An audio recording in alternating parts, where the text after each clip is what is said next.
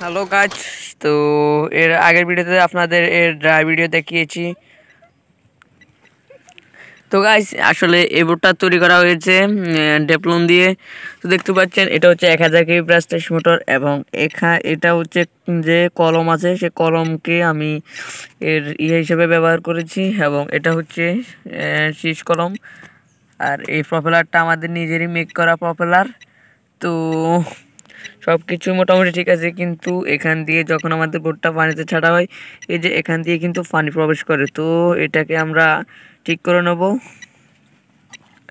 তো আর দেখতে পাচ্ছেন যে রং করা হয়েছে, এটা এটা হচ্ছে ট্যাপ, এক ধরনের ট্যাপ আর কি। আর ব্যাটারি হচ্ছে এখানে রিসিভার, আর ট্রান্সমিটার হিসাবে MC60 মিনি ট্রান্সমিটার। তো চলুন এটাকে আরও একবার ড্রাই দেওয়া যাক।